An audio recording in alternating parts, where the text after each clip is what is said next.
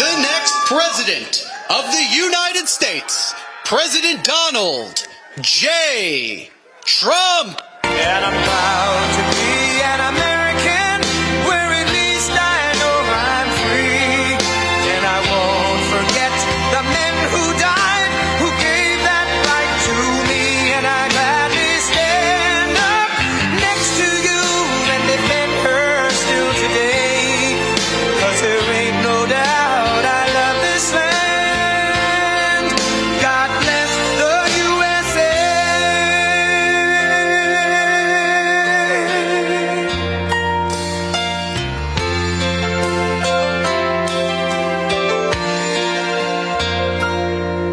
From the lakes of Minnesota to the hills of Tennessee, across the plains of Texas, from sea to shining sea, from Detroit down to Houston and New York to LA, where there's pride in every American heart, and it's time we stand and say that I'm proud to be an American, where at least I know I'm free, and I won't forget the men who died.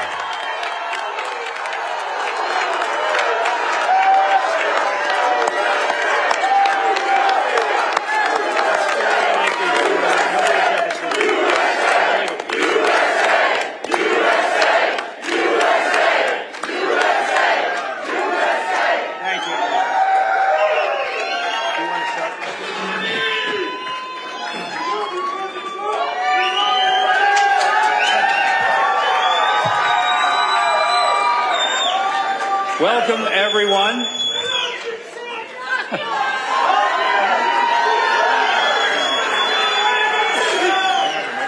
Well, it's too bad there's no in this crowd. We want to welcome everyone to this very special forum. Let me begin. There we go. Let me begin by just expressing that whoever came up with this entire event, they flunked geometry. This was told to be a round table discussion. There is nothing round about this table. It is a U shape for whoever designed it. But we're going to have a great time this afternoon as we talk about issues that really affect all of us.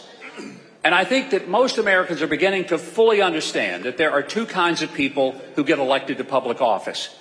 There are the people who get elected because they really want the people of the country to serve them. And then there are people who get elected because they truly want to serve the people of the country. Donald J. Trump is here to serve the people of America. Look, let me be honest with you folks. Donald Trump was not my first choice for president. I was my first choice for president. Would have been a good choice. But I was one of those 16 people that he obliterated on the stage back in 2016. But I'm going to tell you this. The moment I got out, there was never a doubt as to who I was going to support. And for 8 years, this has been my president, and I know you want him to continue to be your president. Great man. No one who has ever been president has had the courage to face down the extraordinary giants of opposition that he's had to deal with. And I'm convinced that next Tuesday, when he wins and becomes not only the 45th, but the 47th president of the United States, this is going to be a time that we can celebrate of once again having a president that listens to the people rather than demands that the people just listen to him. And he serves us and works for us. A bottom-up government rather than a top-down government, and we're long overdue for it. That is for sure. Well, this afternoon, what a privilege to be here with 7 distinguished people from Southeast Pennsylvania, and also Congressman Lee Zeldin, the distinguished former congressman from New York, who is one of the smartest and most articulate people that we have in our political system today. But we're going to get started with this opportunity to just discuss some issues with some of these folks who live right here in your area. And I want to start with Donald Clark, who is right down here to my left. I don't think that's his political position to my left, although I don't think you could possibly be to my right, Donald. Not possible. He's a retired police lieutenant. He served 32 years with Upper Darby Township. He is going to be one of our panelists. And all of these folks are going to be talking. But before we get to the panelists, I know the person you came to hear was neither Donald Clark or me. It is our next president, ladies and gentlemen, President Donald J. Trump.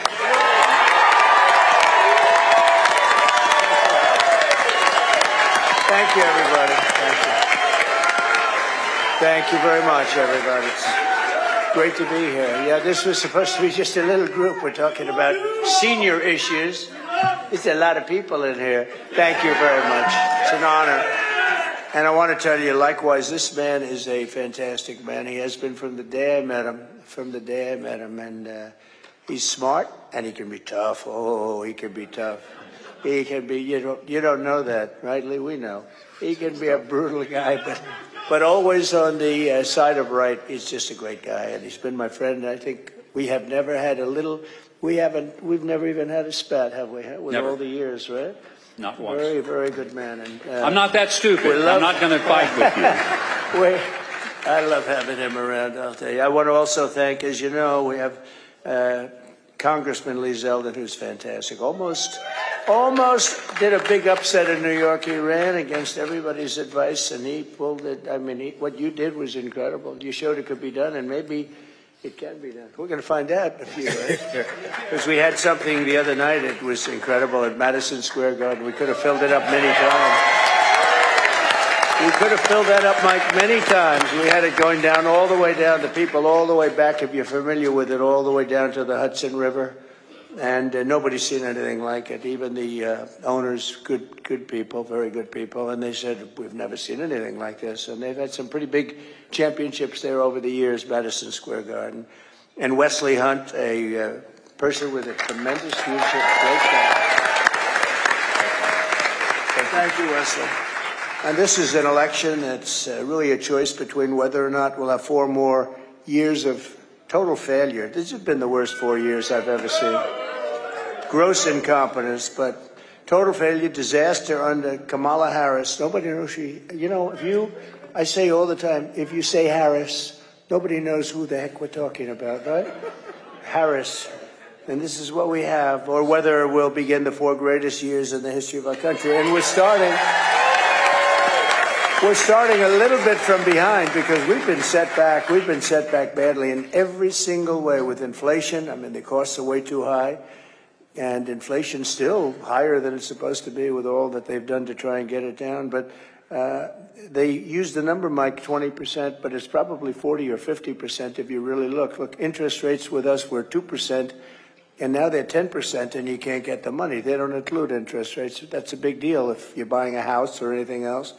And so many other things they don't include, just like they don't include in their crime statistics the places that have the worst crime. We had that during the debate where David Muir of ABC said, no, I said, crime is through the roof. He said, no, sir, it's down, crime is down. The next day they release it.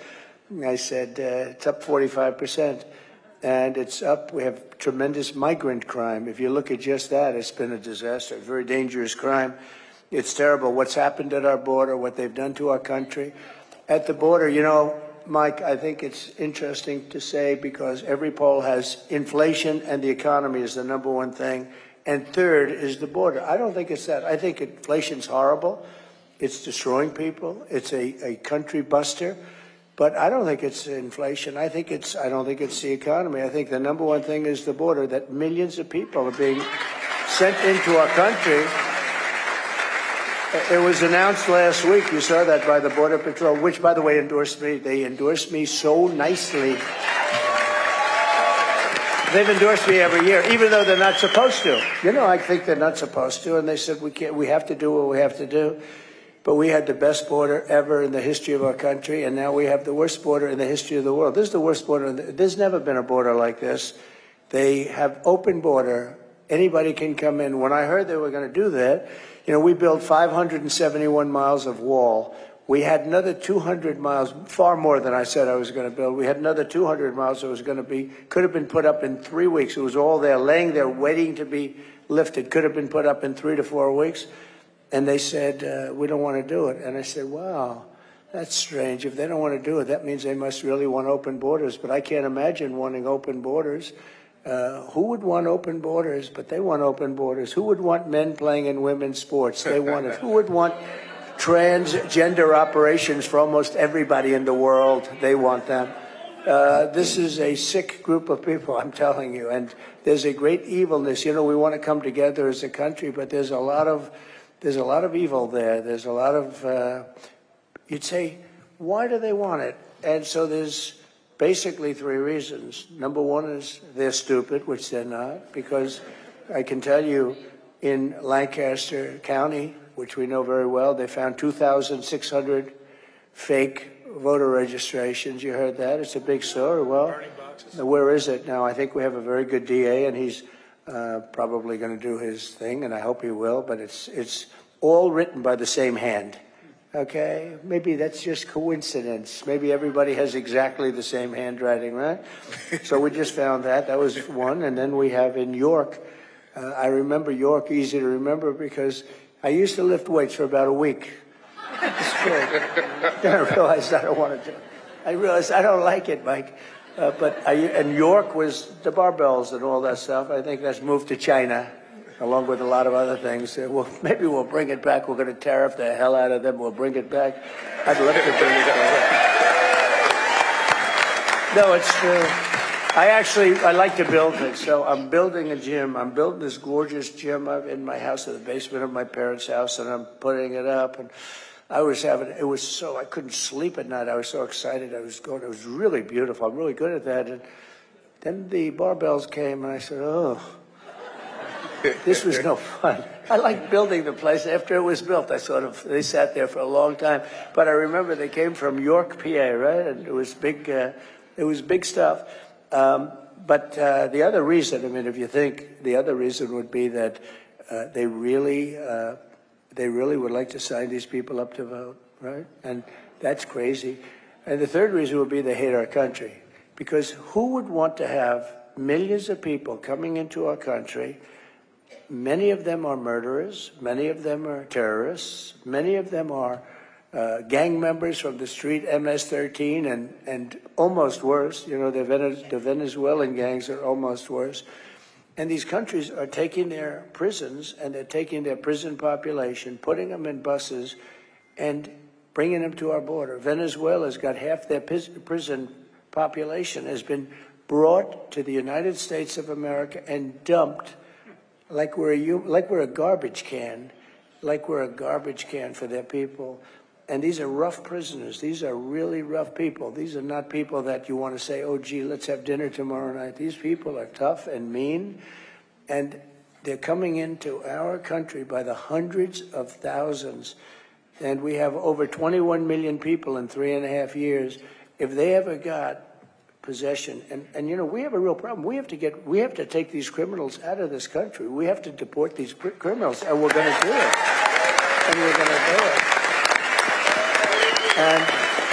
And I know this is very much a senior oriented little meeting, but Mike and I were talking. I think this is the biggest senior issue. This is the biggest issue we have. They're destroying our country. They're ruining our country. You're not going to be able to walk outside anymore. And they're depositing them. So they were saying, Kamala was saying yesterday, no, I really think walls are fine. Well, for her whole life, walls are, forget it. And the only two things, remember, that work without obsolescence are walls and wheels, right? And walls work. And they worked with us, and they worked brilliantly with us. And she was against the wall. She voted against it. She sued us to try and have it taken down as we were building it.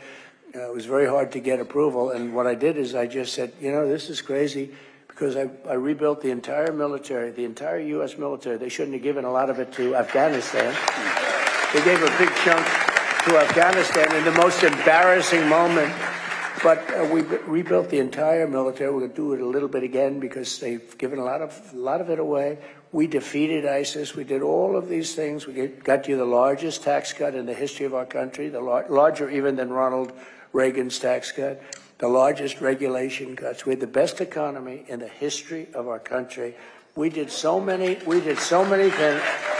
And what we want to do is we want to make it safe for everybody, for seniors. This is a big senior issue, but for seniors and all. These are people that, these are high-end criminals. They have 629,000, all released by everyone. These numbers were given to us by Border Patrol. They never did it before either. They never talked about specifically. They'd say a lot of people coming in, but they were given to us by Border Patrol. Hundreds of thousands of high-end criminals are released, and she's the border czar. She was put there by Sleepy Joe Biden, and then he went back to sleep. He said, "Oh, no, it's in good shape."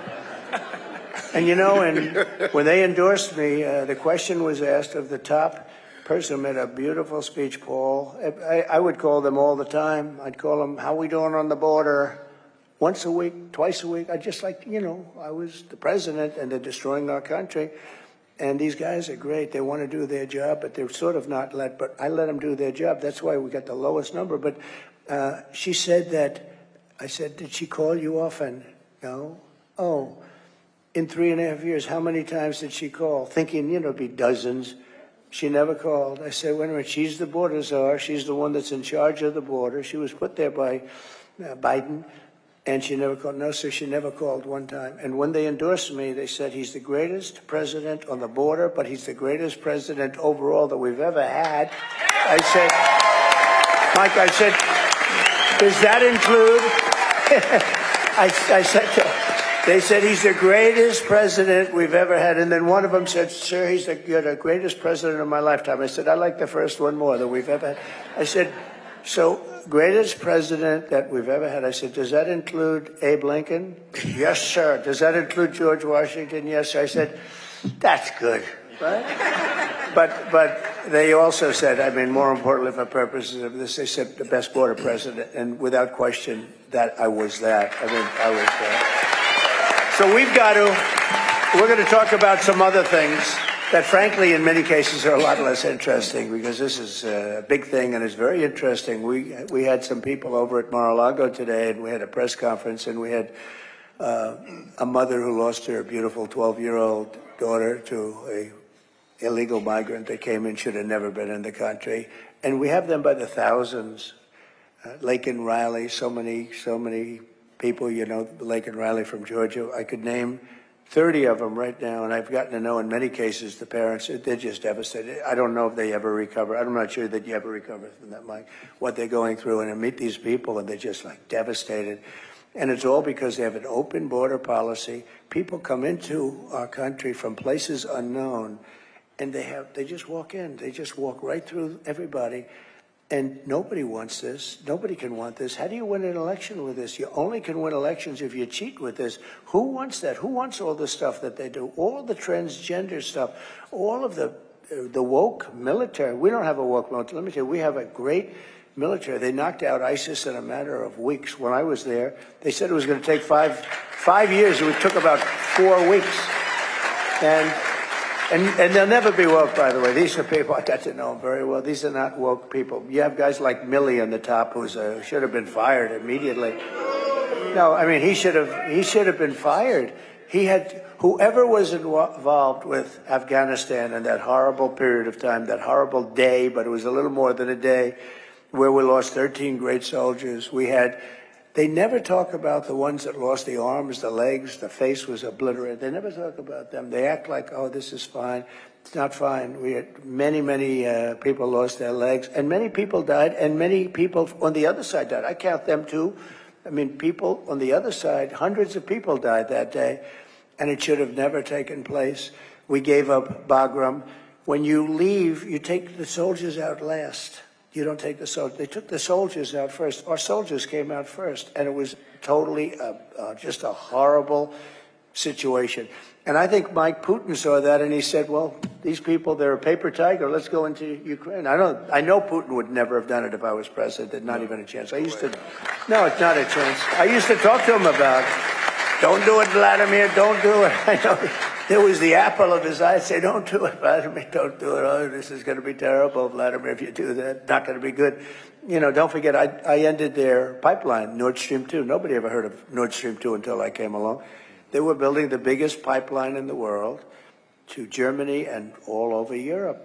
And I said, no, you're not going to do it. You mean we're defending you from Russia and you're paying Russia billions of dollars a month for oil and gas? We're not going to do that. I mean, it's so ridiculous under NATO. And we stopped it. And then Biden comes and he approved it, but he stopped the Keystone pipeline, which we needed. That's our pipeline. He stopped that, but he approved. And then they say, Trump wasn't that tough on Russia. I was so tough on Russia. It was the biggest project they've ever had. I stopped it. And so we have a country that's been run by fools. It's been run by stupid people, low IQ individuals. They really are. They're low IQ. He was low IQ. Biden was a low IQ guy 35 years ago. He was a low IQ guy when he went to school, when he went to college. He was always a low IQ guy, but he put somebody in who's actually worse than him. And if we put her in office, this country is finished. I really believe it. This country is finished. One of the reasons the stock market's going up, Scott Bessent, who's one of the biggest, most respected people on Wall Street, he's a very brilliant guy. Of course, if he said differently, I probably wouldn't be saying this. But he said the only reason the stock market's going up is because everybody on Wall Street thinks that Trump is going to win the election. I think that's true.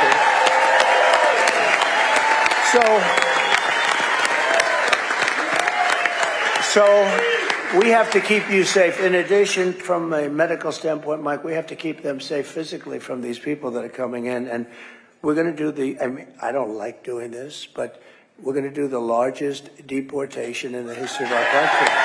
We're going to get all of these criminals out. And it's not going to be easy. And, you know, I say that, and you know who has the record? Dwight Eisenhower. And I'd call him a moderate, but he hated to see people coming in from other countries and violating our borders. He was right. But he was a very big deporter. He deported people when they walked into our country. He'd take them out. And he has the record, and I don't. It's not a record that I want either. We all have a heart, but we have no choice. Now you have also, and you also have others, and we'll also finish that. No, we're going to put up sections of the wall that would have been put up in a matter of weeks. It could have. You know what they did with this wall? Much of it they sold for 5 cents on the dollar for scrap metal, and we're going to have to buy it again, but we're not going to pay 5 cents. We're going to pay a lot. It was a very expensive. This was a wall designed specifically for it. In fact, I often talk about it. I never liked the panel on top. You know what it was called? An anti-climb panel. It looked beautiful when you had but when you put the panel on top, it didn't look as good. And I said, why do you do that? They said, it's anti-climb. I said, I don't believe it is. And we actually had mountain climbers and drug climbers. We got a couple of them. It's unbelievable. They can carry 100-pound sack on their back. They can go up that thing. You and I could never do that, I think. You and I could.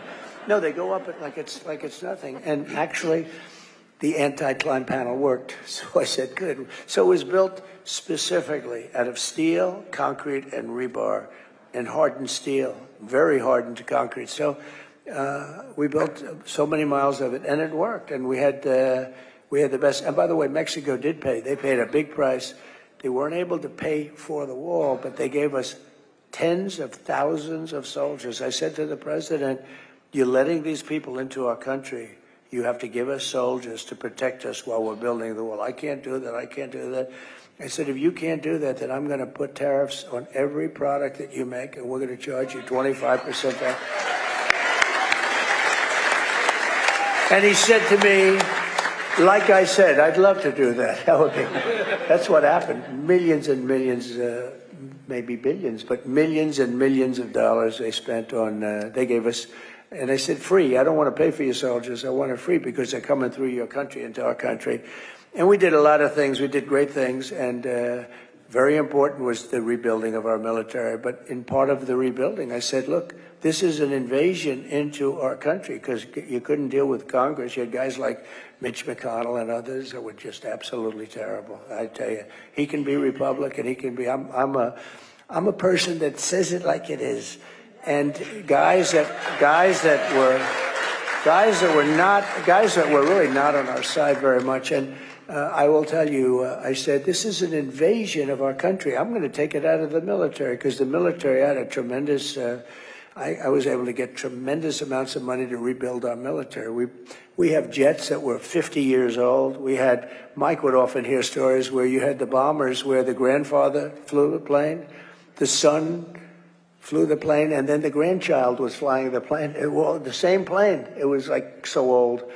And we rebuilt almost our entire military. We're going to be upgrading that. So we did a lot of things, and we did a lot of things medically. One thing I'd like to talk about is right to try. So do you know what that is? I hope nobody in the room needs it.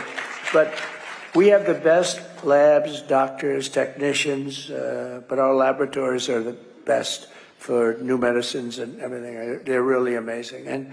But you can't get it approved. I mean, and rightfully, you can't get it by the FDA. They can't stand me, by the way. I used to push them. I got it down from 12 years to 5 years, but they need certain times. I mean, they do need. I want everything to be rushed, but you can't necessarily do that. But we have a situation where we have things that are really good. We're pretty sure they work.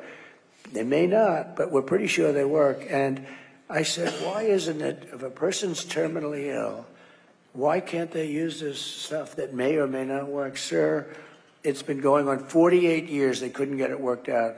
The country didn't want it because our country would be sued. The insurance companies definitely didn't want it. The labs didn't want it because they didn't want a terminally ill person to be using, something that's going to be like show badly, where they have to put it down. They have to do their lists, and they didn't want to be, they call it a list. They didn't want to be on the list. Somebody's terminally ill and dies and using the medicine, and I understand that. So I got everybody in a room, every one of the doctors, the labs, the insurance companies, and even the country representatives, the Justice Department. They all came in because they couldn't get it done. And I said, here's what we do. Somebody can use it. And these people were going all over the world. They were going to Asia, they were going to Europe. If they had money, and they would get scammed many times, but they'd go all over the world. We couldn't do it here. And most of them, though, had no money, and they'd go home and they'd die.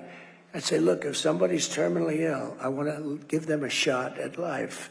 It's a great feeling, at least. At least they can say, well, I've got something, and maybe it'll work, and maybe it won't. But what, the expression, what the hell do we have to lose? Somebody's terminally ill. Why? They were saying, we'll be sued. I said, you're not going to be sued. So we worked out, and it didn't take that long. After 48 years, within a period of about a month, and then I got it approved by Congress, believe it or not, we could get things done. But think of this, we got it approved, and everybody agreed. Anybody that signed that document, you wouldn't sue anybody. If something happened to your family, the family would sign, the person would sign. No liability for anybody, and you have the right to try. We have saved thousands and thousands of people. And it's very interesting. Some of the biggest proponents of it now are the people that fought it the hardest to get it, like the laboratories, the medical companies, because it actually showed that it worked. People are terminally ill, and in many cases they came back, they had absolutely no problems, they have no disease, they have no anything. It's called Right to Try. We did that. Nobody thought we could get it approved. We got it approved. They signed a waiver of liability, and which in business you sort of do. But I got everybody into a room. I said, we got to do this. And we've used, I have a person who works for me was saved because of that. A very great person that works for me was saved because of Right to Try.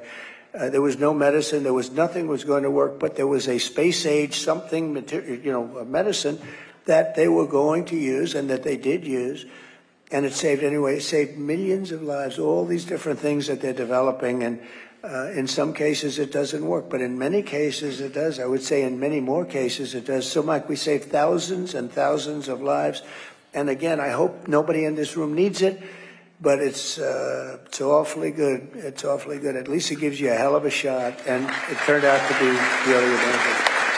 So I'd like to ask Mike to now take over and go around the room. I'd love to hear from Ed and Ted and everybody, and we'll see how we're doing, okay? Thank you very much. Thank you. It's a great honor. Thank you. Thank you very much. Well, Mr. President, you certainly just gave us a good reason to be happy about next Tuesday. You reminded us why you've been fighting for the people. And every one of these folks who are here at the table are here because they live in this area. They all come from different perspectives, but they have a unique understanding of what's needed in this country and why we need you to be back in the White House. And I'm going to start with Donald Clark. He's a retired police lieutenant. He served 32 years, and he did a variety of roles from patrol officer, field training officer, K-9 officer, was on the SWAT team.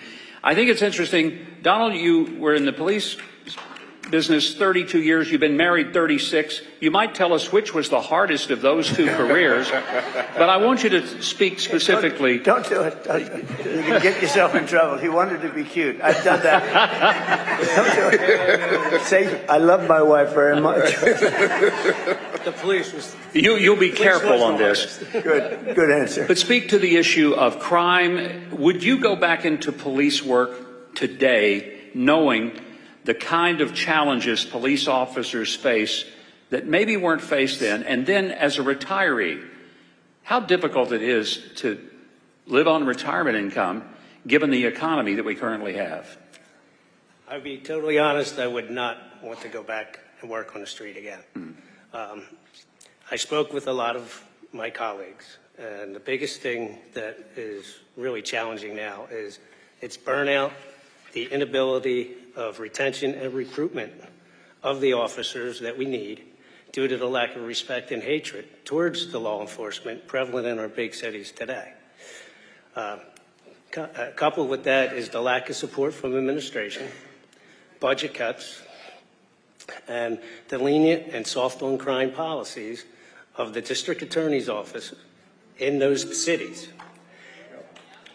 In turn, a trickle-down effect into the surrounding communities comes down from this. And just because Philadelphia has it, now all of a sudden Upper Darby has the same issues.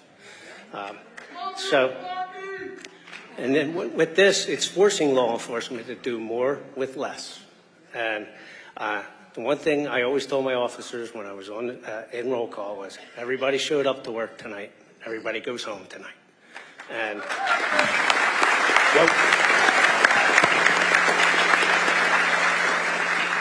what we need is to be back to law and order. Yep. Thank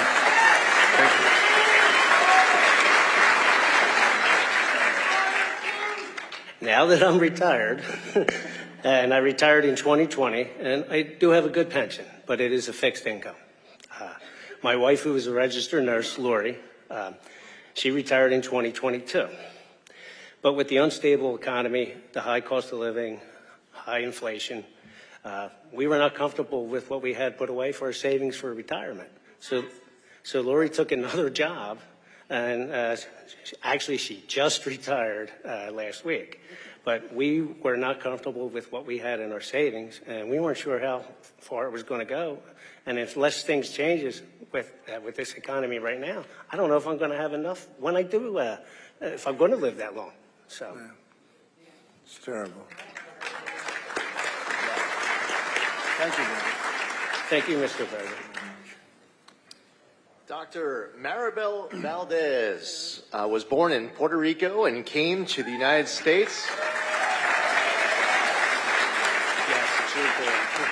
Came to the United States when she was 17 and got her doctorate in occupational therapy. She spent nearly 40 years as an occupational therapist, working primarily with the elderly in nursing homes, rehabilitation centers, and home health. In private practice, she was a Medicare and Medicaid provider for occupational therapy services. So Maribel, you have had a lot of experience working with Medicare, both as a provider and now as a customer. Would you mind speaking to your experience working with the 1-800 Medicare hotline? Mr. President, I just wanted to tell you that I moved here in 1981 from Puerto Rico, and I want you to know that Puerto Rico stands behind you, and Puerto Rico loves you.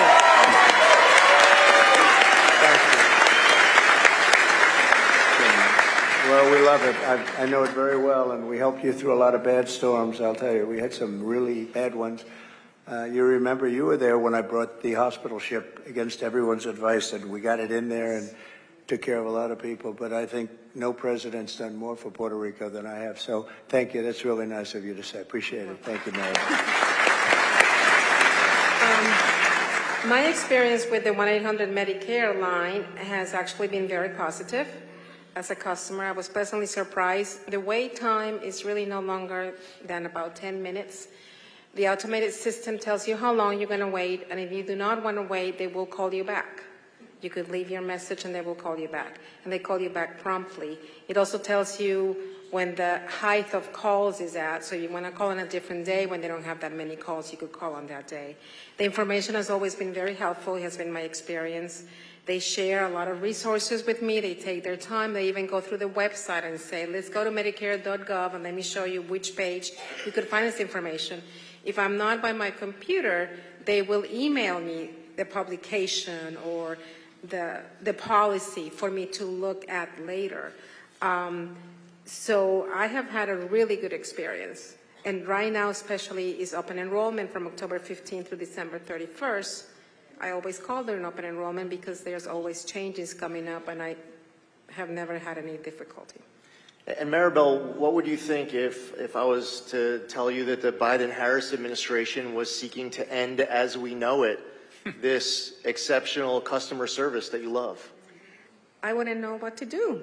I mean, what will happen during open enrollment if I have heard that there's an upcoming change to my Medicare benefits and that they're going to change, and I have nowhere to call? Or nobody replies to my phone call, or I had to maybe only go to the internet and rely on information that is not accurate or reliable, you know? Yeah, Could I ask a question? So Sure. I'm watching how sharp and smart and beautiful you are. And we're not allowed to say that, you know, politically. That's the end of your career. But she is beautiful. But I'm just watching, and I see it says retired. Why are you retired? You should not be retired. You got a lot of strength. Unfortunately, I was at a grocery store shopping and I passed out. I had an aneurysm in my brain that I didn't know I have.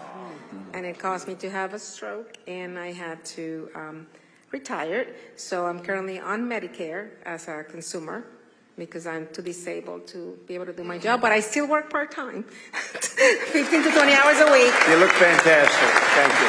Great job. Yeah. Thank you, man. You're welcome. And Mr. President, as you know, the Biden-Harris administration's forced unionization of this critical hotline is going to hurt seniors to reward their big union bosses. If it's okay, Mr. President, we wanted to ask you, when you're back in the White House, will you be able to talk about your plans to put seniors ahead of these special interests to make sure that we protect 1-800 Medicare? Well, they are special interests, there's no question about it, but there are no special interests with me. I don't care. I don't need it. I don't need the money. I don't need anything. I want to do what's right, but Maribel's going to be my consultant. She's only the special interest. She's going to be my consultant. All right, you let me know. You know more than those guys that get paid a lot of money doing what you do, and you do it so well. It's really great. Thank you very much. Yeah, the answer is absolutely. We'll do what's right, Mr. President. Thank you, Maribel. You're welcome, sir. I love the idea that you're going to use her as a consultant. I think that's smart, and I like it's it. also one of the reasons that people recognize that you listen to people who are actually in the middle of something. We have a couple with us here today, Joe Rooney and his wife Beth, both of whom have been military aviators. Joe, a Marine Corps pilot, career. The Marines are here. We're in good shape. He retired as a lieutenant colonel in the Marine Corps.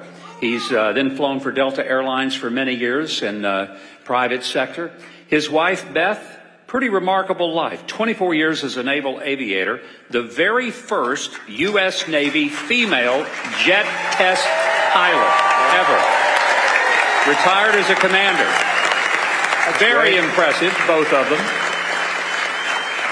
They've served our country honorably and very significantly, and I think I'll just ask them as a couple to express, in terms of speaking to the president, tell him which one of you is the better pilot. That's what we really want to know. I'll answer that. My husband has retired, and I'm still flying. No question. There you go. Great. What do you hope from the president in terms of policies that will affect people who are retired, whether they're military or private sector? But you've both done your service for this country. I'll start out if that's okay. And if you don't mind, I'll make a quick digression. Mr. President, have you ever seen the movie True Grit? Yes. John Wayne. Yes. So it was my honor to live under you and help to get you elected 8 years ago. And then I watched those 4 years. And I have seen what's happened in the intervening 4 years to everything that was done with you leading up to the calamity of Butler, PA. And I hope you don't mind me saying this, but you have true grit, okay? Thank you, Joe.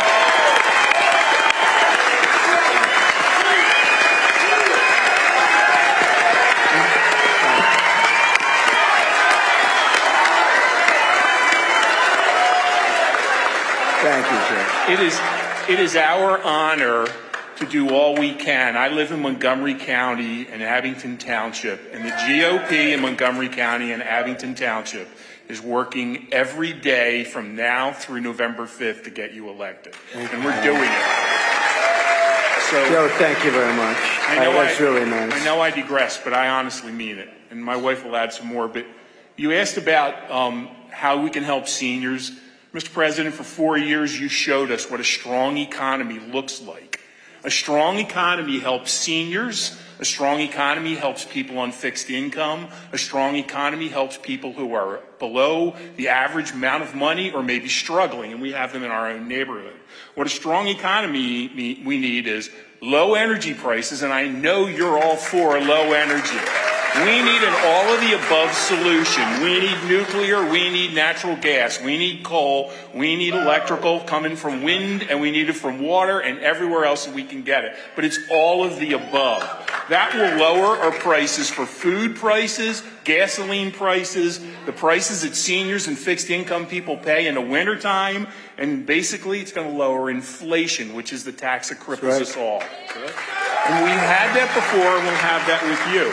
From what I understand of the Harris plan, it consists of two things. One is divide people, and the second one is raise taxes. That doesn't solve anything, and any economist will tell you, you tax things, you get less of it. You lower the taxes on things, you get more of it. And the other thing I'd like to say, and folks, I hope you understand this, Tim Walz is the governor of Minnesota. Minnesota is one of only 10 states that tax Social Security income at the state level.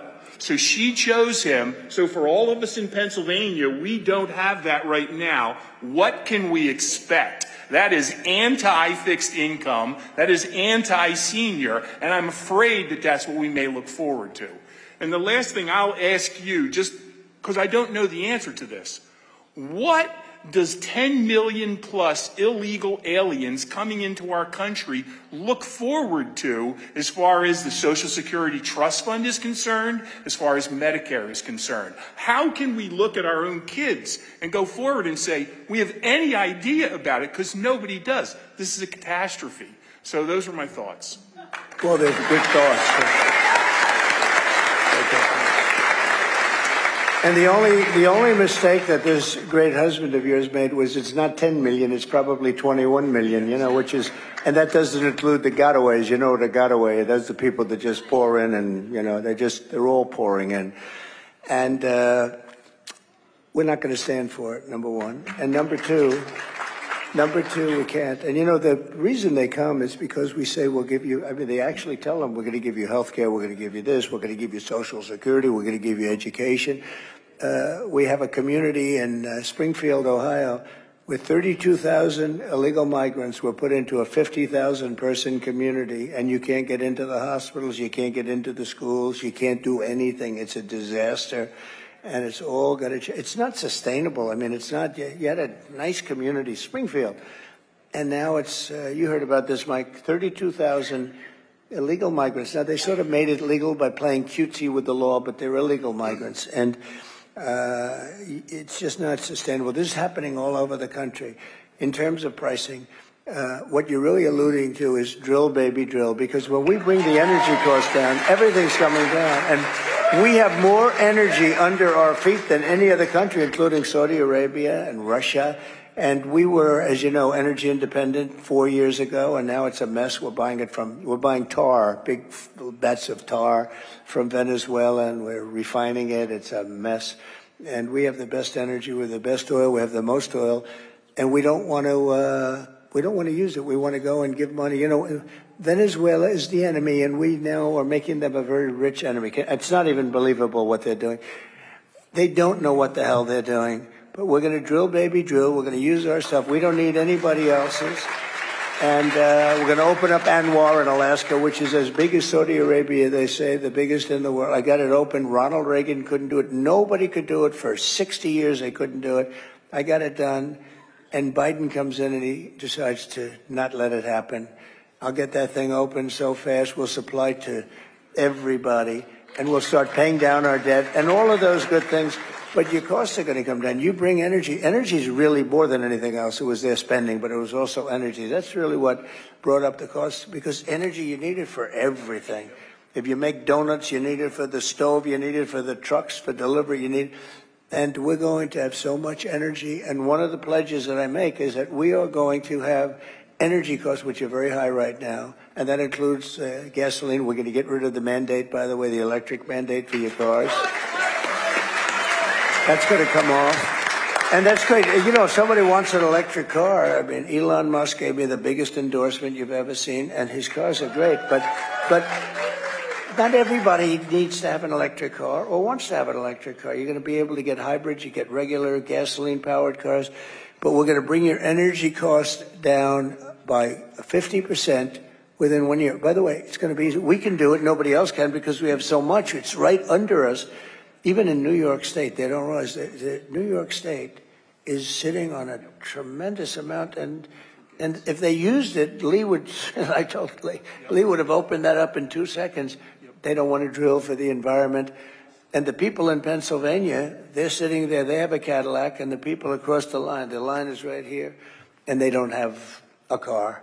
And it's just absolutely, we have so much energy in this country. We're going to bring down the prices. That'll bring down everything else, and you'll be in great shape. But that's fantastic. I'm fascinated by your wife. So they say that as a pilot, the hardest thing you can do is land on an aircraft carrier. Have I heard? Is that a correct statement? Do you land on an aircraft carrier? Yes, in fact, that's... You got to be kidding.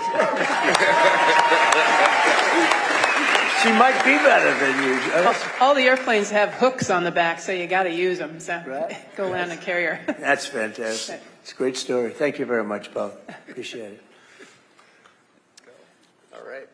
Ed Grove is a telecom union member and a proud American patriot. I understand he's also a talented musician and singer, a jack of all trades, and the proud father of 4 grown children.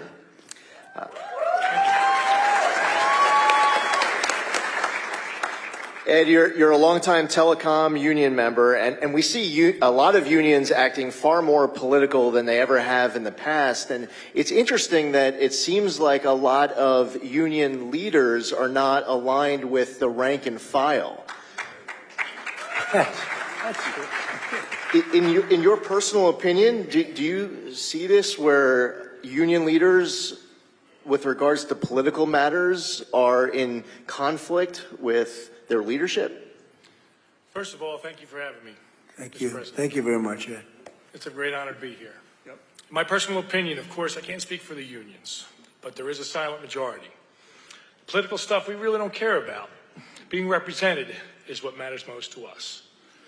Personally, I just don't believe union bosses speak for all union membership. I support Donald Trump because he supports keeping manufacturing jobs in-house. Yes. Good. It was proven in your first term. Thank you for that. Thank you. You also take care of the American worker instead of going overseas or out of country to do so. Very much appreciate that. Thank you. Thank you very much, Ed. Very nice. I appreciate it. Lee is alluding to the fact that the Teamsters took a vote, and 61%. This is nationwide. 61, 62% of them support Trump. Yes, they do. And they have a very good head.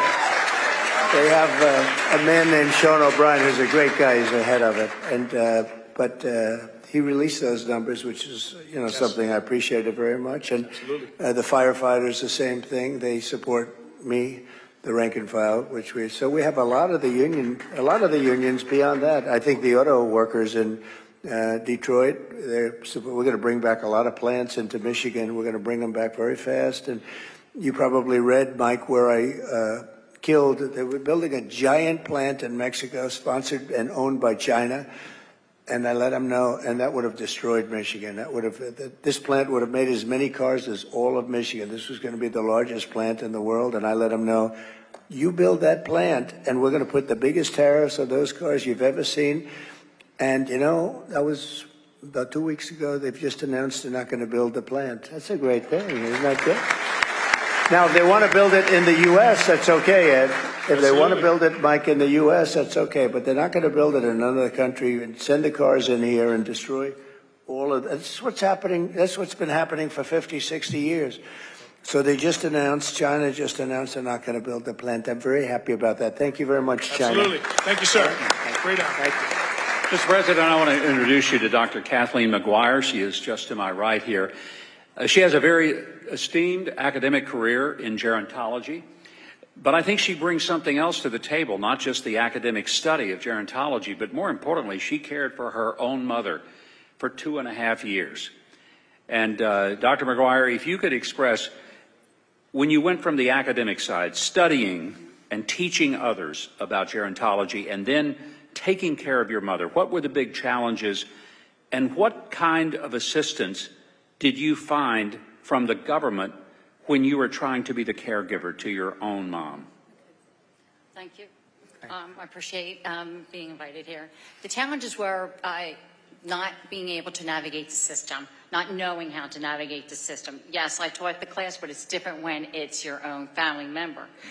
You can tell everybody else how to do this, make sure you give them resources here, but if you don't know it yourself, that's even more difficult. When you live that experience, living with my mom, and I'll tell you, it was very challenging, and I'll tell you a little bit about her history. What happened was that she was living alone in the Pocono Mountains, on a mountain, 100 miles away from family. She was a widow, trying to keep up her house. And according to the Department of Human Services, she was not able to get any assistance because she was not under the federal poverty level.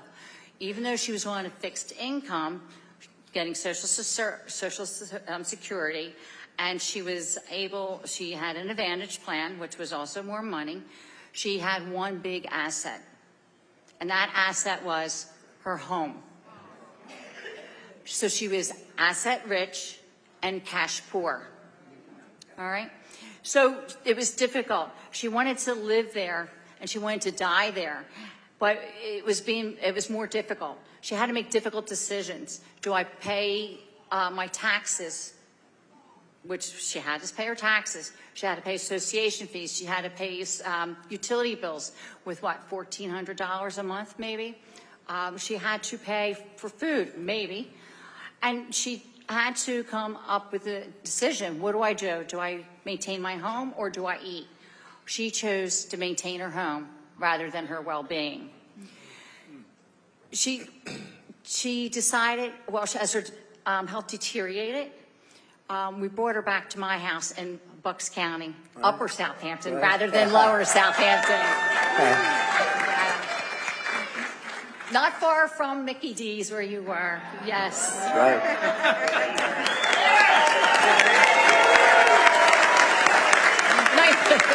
Nice job, by the way. Thank you. And that whole day was very well appreciated. Thank you. And so she was not really willing. If you get to a certain age, my mom was 83 years old, they don't want to leave their home. She wanted to stay in her home. She wanted to die in her home, but she was not safe anymore to be alone. And so we had to quickly find out and navigate the Medicare system.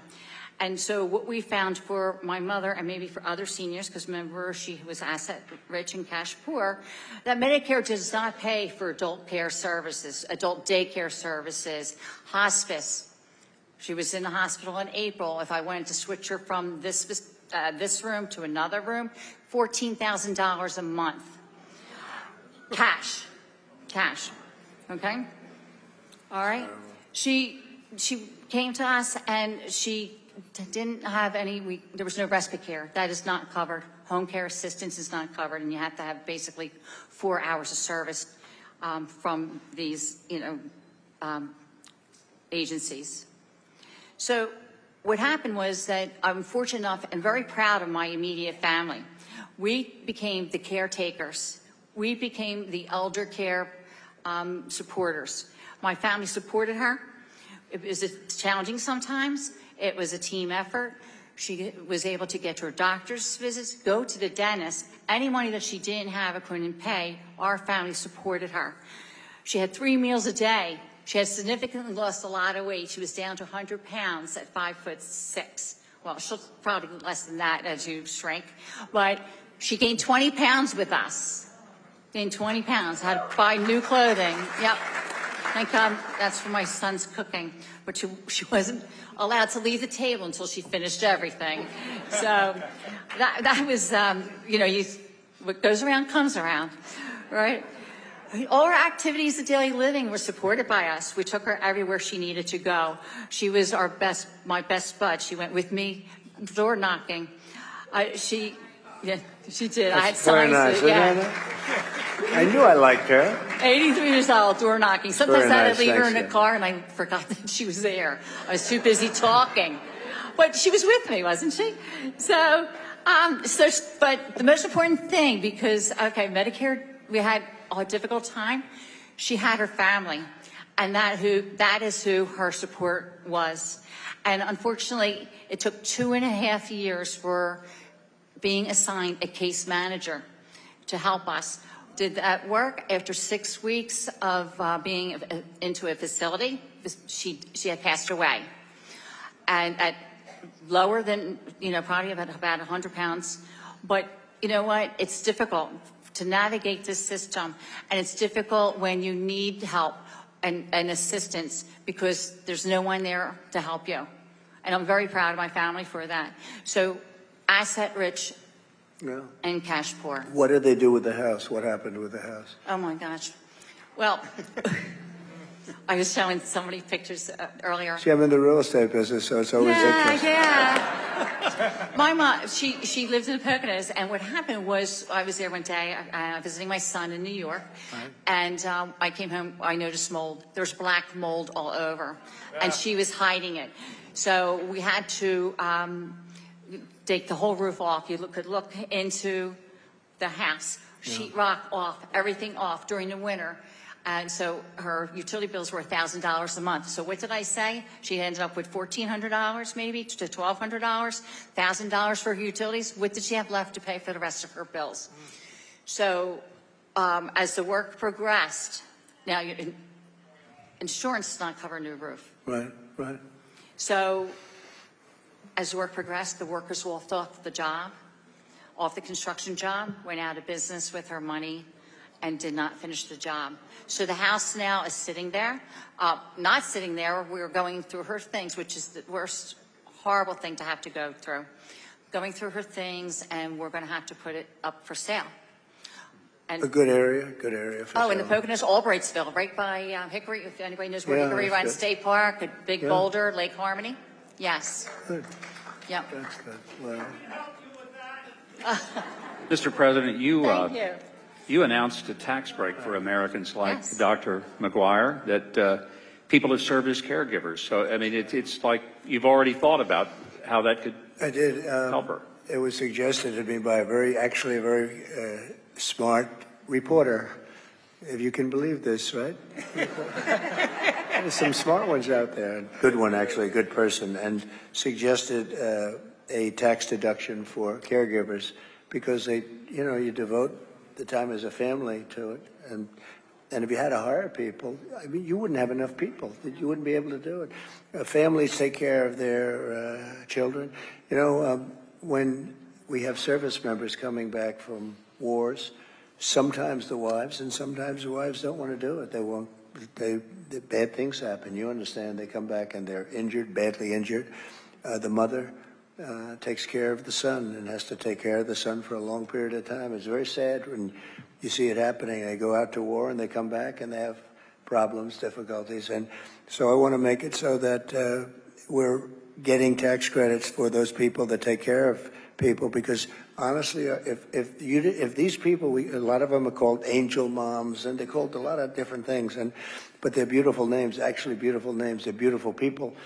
And not everybody's like that, to be honest with you. But when we have people like that, I think they should be given that tax credit that we talked about. I mentioned it the other night at Madison Square Garden. It's great. If some families are the caretakers have to leave their jobs as well. Right. I'm on a Social Security. I'm over Will you be age. able to finish the house yourself? Will you be able to? My husband, who's behind me, he is, and my children will probably finish the work, and we're trying to. Well, if you need a little extra, am I allowed to do this? I will, because I'm not in office now, so I could do it. But you'll come to me a little bit, okay? You'll call up Mike Wilson. So if you need a little extra, we'll help you out. Okay? All right? You left, and I'll have him be the guy to figure it out. All right? All right, Mike? That's a beautiful story. Thank you very much. Thank you. Lovely. You're a lovely woman. Beautiful. Beautiful. Thank you.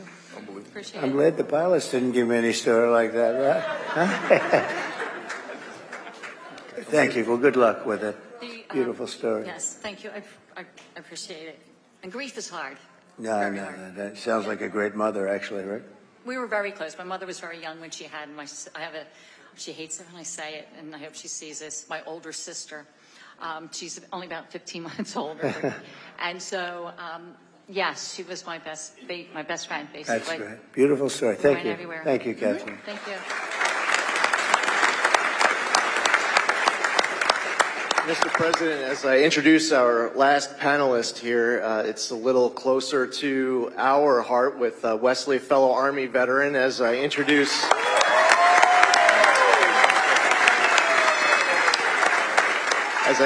a fellow 82nd Airborne Division veteran, Ted Murphy.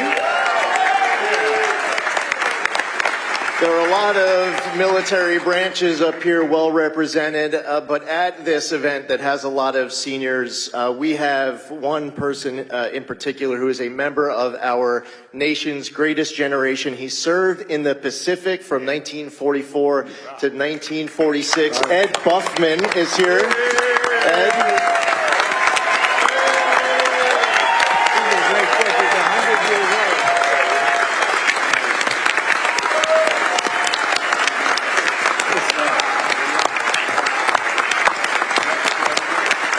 He was great. Thank you, Ed. I saw Ed backstage, by the way. He looks like he's like 60. Ed is crazy. He's got the best skin. I said, what do you do with your skin? It's so beautiful. Look at you. He's got good hair. He's got the whole package. Am I allowed to say your age? Am I allowed to say that? No. I don't. You'd be shocked. It's great to be with you. You are a character, too. He's got his beautiful wife. But you are really something. Thank you very much. Thank you.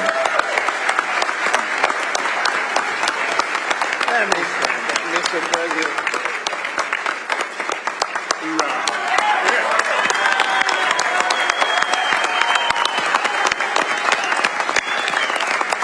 Thank you, Ed. He's a great guy. Mr. President, it was an honor to be with you in Normandy for the 75th anniversary of D-Day, and I remember sitting filled with World War II veterans, and they were all hollering after you, trying to get your attention. The amount of love with all of these veterans there at that moment.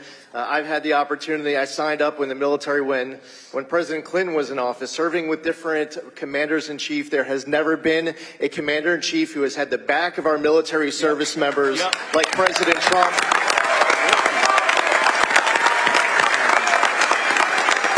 And our veterans have never had a commander-in-chief who's had our back like President Trump. Thank you very much. Very much. Thank you very much. And we need to get you back next Tuesday. Thank you very much.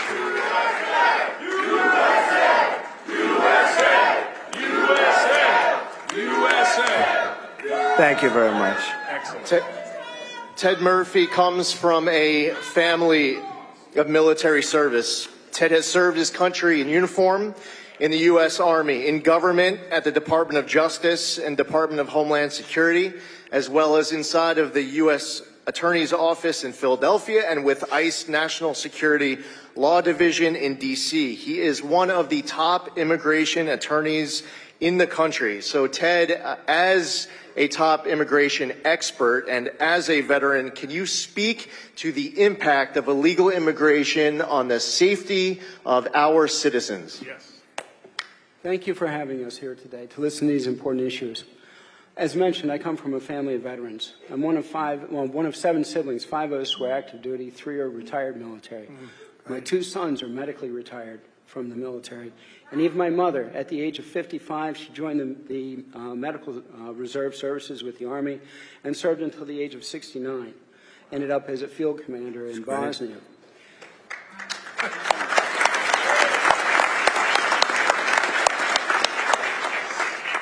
Included in that group are 4 paratroopers and 2 combat medics.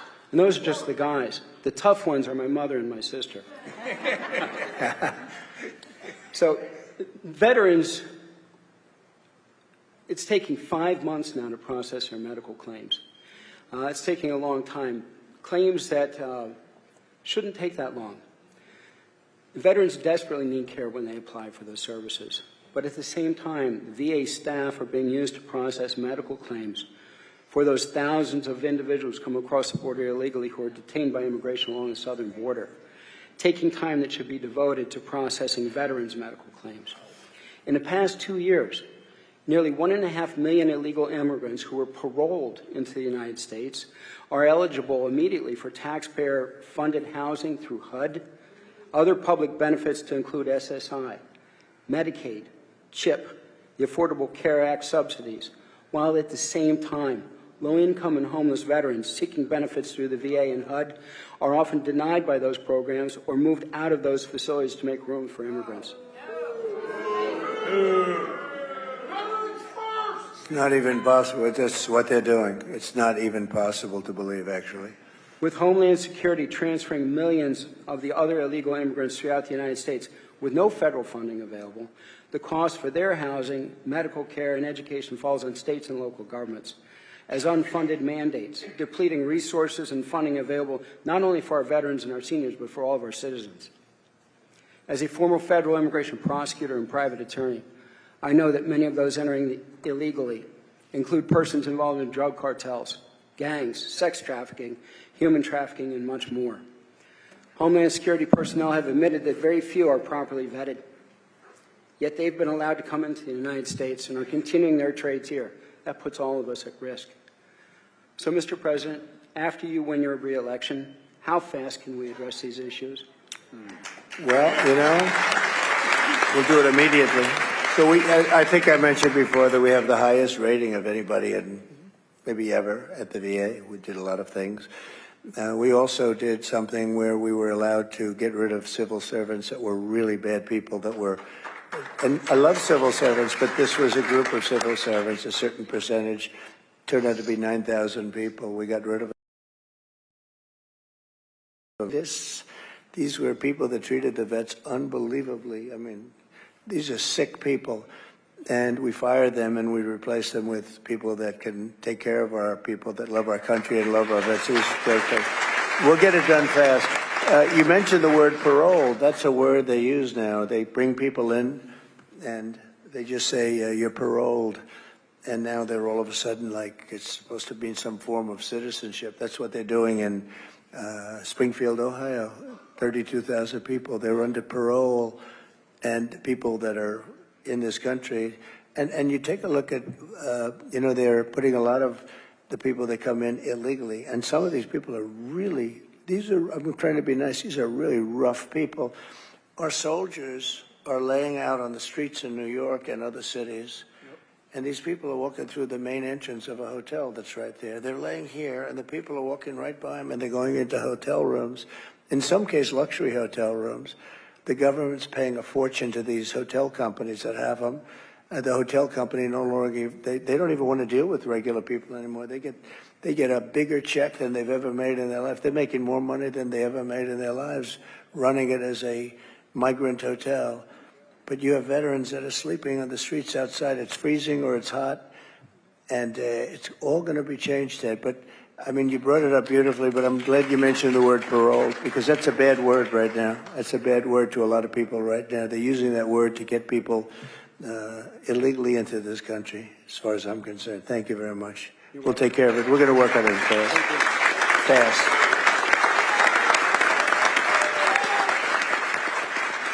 Mr. President, thank you so much for being here. Thank you for being willing to put yourself out there for us.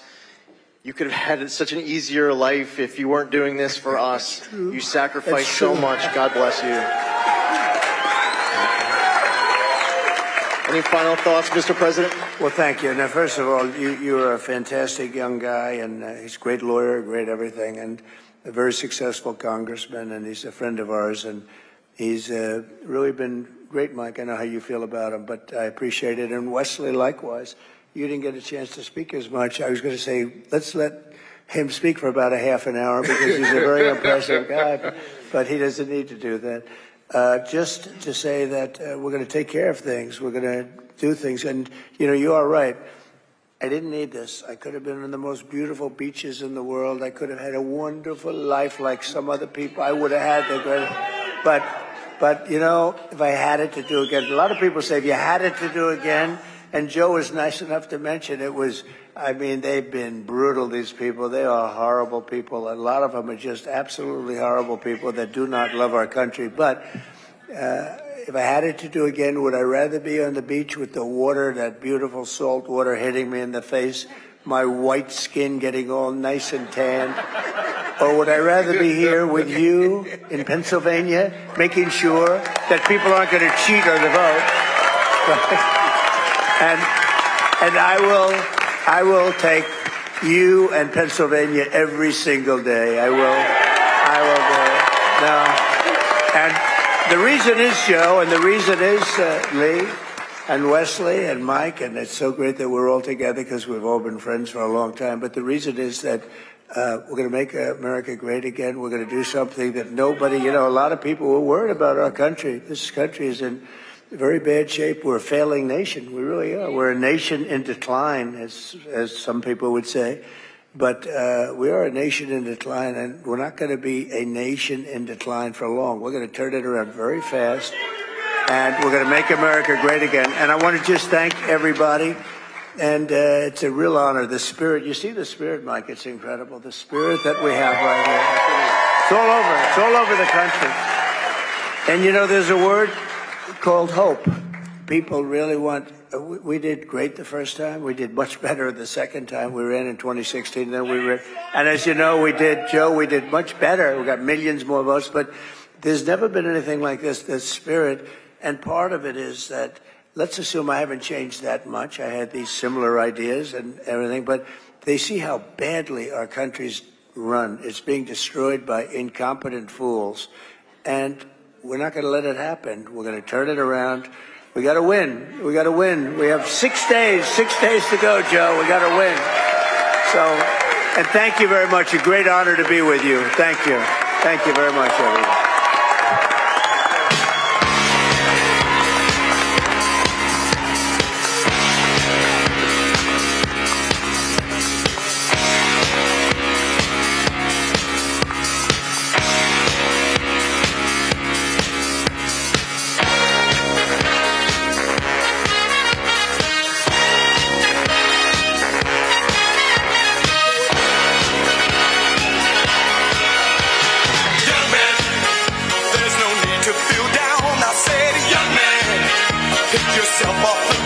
I said, young man, 'cause you're in a new town. There's no need to be unhappy, young man.